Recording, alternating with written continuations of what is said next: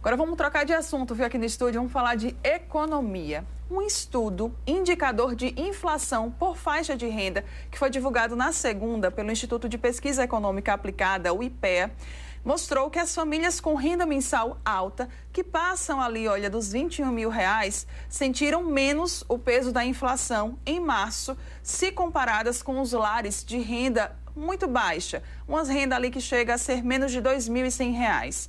Enquanto a inflação oficial do país ficou em 0,16%, o peso para o bolso das famílias que estão no topo da pirâmide foi de 0,05%.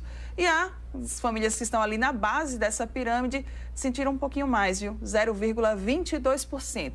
Mas para a gente entender esses números, traduzi-los e saber como é que tudo isso, né, acaba afetando o nosso bolso, eu vou conversar agora aqui no estúdio com o economista André Luiz Gomes. Seja muito bem-vindo, André. Obrigada pela sua participação. Eu que agradeço aqui para a gente estar falando desse tema, né, que impacta diretamente no nosso bolso, né, nesse palavrão chamado inflação, né? Não sei como é que quem está nos assistindo consegue absorver esse nome, mas é o nome que os especialistas dão, né, para a gente justamente entender a variação do preço de produtos e serviços que a gente consome. Então, aquele preço que a gente vê lá no supermercado, que vai em um mês está um e no outro mês já vê outro, tudo isso é por conta da inflação. Exatamente, né? Então, a variação, né, como eu disse inicialmente para você, a variação de produtos e serviços que consumimos, sim, certo? Isso pode ocorrer uma inflação ou uma deflação. Infelizmente, a gente não está no segundo cenário, que seria bom para o consumidor,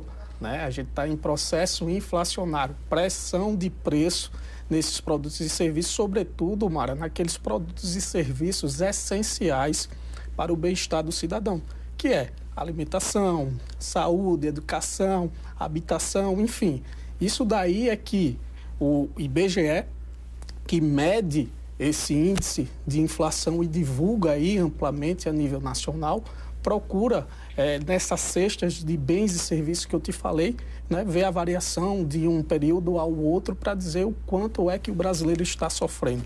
É importante você trazer isso para a gente explicar, principalmente porque muitas vezes a gente escuta bastante, né, a palavra inflação. A gente fica ali escutando nos jornais, lê também nas notícias, mas nem sempre a gente entende ou sabe, tá, mas de que forma é que a inflação ela acaba afetando aqui no nosso bolso, né? Por que às vezes a gente sente que o nosso salário não está conseguindo acompanhar os nossos custos, os nossos gastos, né, André? Verdade. Tem um termo técnico que os especialistas falam, né? O poder de compra, né, do consumidor. É justamente isso que você falou.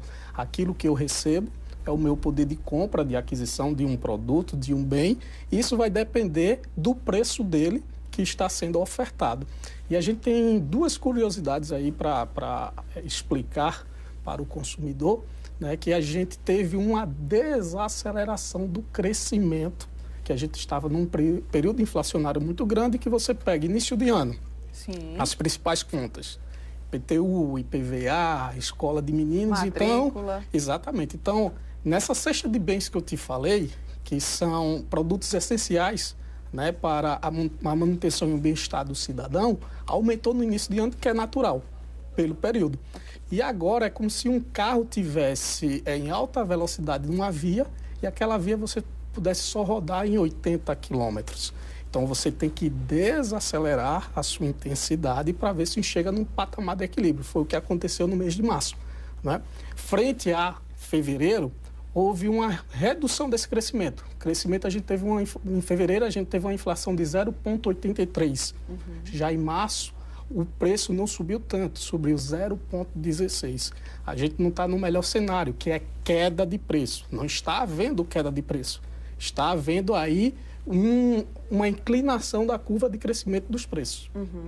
Para a gente entender também um pouco melhor, né, os dados que eu citei no início, eles pouco afetaram ali aquelas famílias que têm a renda mais alta. Isso. Mas para quem está, né, com a renda mais baixa, acabou sentindo um pouquinho mais. Por que isso acontece? Olha, a gente pode explicar por vários cenários, mas eu vou trazer aqui um cenário simples para que fique bem claro para quem está nos assistindo.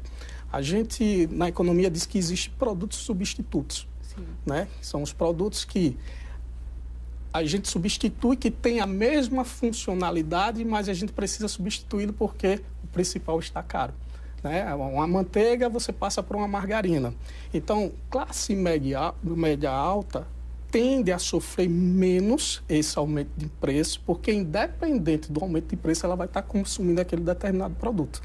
Já a classe média, classe assalariada, para que ela consiga ainda, dentro do poder de compra dela, pagar a conta de luz, pagar o aluguel e ainda se alimentar, ela precisa substituir alguns produtos que antes ela consumia, porque o preço está acessível e agora não está consumido. Mas esse produto é essencial para o bem-estar dela. Muito bem. Um outro ponto também que eu tinha colocado aqui, né, para a gente conversar sobre a inflação seria a feira do mês, o combustível do carro, a mensalidade da escola, o aluguel, tudo isso também acaba sendo afetado, né? É verdade. E o mês de março, aquele segundo ponto que eu te falei, o vilão da história, novamente os alimentos. A gente vê aí para quem que é o que faz... a gente mais precisa, né, André? Desculpa até lhe interromper, mas isso é o que realmente faz a diferença ali para principalmente aquelas pessoas que mais precisam, né? Verdade. Então, assim, eu costumo fazer feira, eu gosto de fazer feira, costumo fazer feira com minha esposa. Então, a gente viu aí que tomate, cebola, tá um preço muito disparado. Mas isso, historicamente, certo, é explicado porque a gente está num período de clima seco. Então, determinadas culturas são afetadas pelo clima.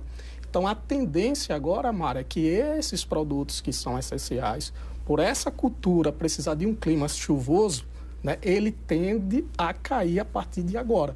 Então, a gente tem um cenário positivo aí, almejando que determinados produtos tenham uma queda e que o consumidor tenha mais acesso a eles. Você falou aí, né, sobre fazer feira, eu também faço feira todo mês. Não que eu gosto muito não, mas aí é uma necessidade, né? E outra coisa também que a gente está percebendo muito, eu consumo azeite. O preço do azeite também deu uma disparada aí enorme, né? Exatamente. Então, muita gente está reclamando, né, do preço desse condimento, por assim dizer, que muita gente gosta, né? Então, é devido justamente a essa variação, né, do preço de aquisição de quem produz para a ponta de quem distribui, que acaba, né, o consumidor final sofrendo com esse aumento de preço que é repassado para o consumidor. E um dos itens que a gente está vendo muito crescer é o azeite de oliva. Pois é, viu? Agora, André, a gente está aqui falando, né, sobre esses dados que foram ali referentes ao mês de março, mas já temos algum cenário para os próximos meses, quando a gente fala de inflação, de economia aí, e como isso vai pesar no bolso do consumidor final? Temos, né? É importante a gente frisar que, apesar desse leve crescimento, né, esse foi o índice de inflação menor dos últimos 12 meses. Né? O mercado apontava para uma inflação no acumulado dos 12 meses para 4%, a gente está em torno de 3,93%. Então, a gente já tem uma tendência de queda de inflação, certo? E isso ajuda, isso baliza muito o Banco Central a tomar uma decisão da redução da taxa básica de juros que é aplicado para o consumidor. Então, essa tendência de queda da inflação, certo, ajuda na tomada de decisão da redução da taxa básica de juros. Isso quer dizer o quê?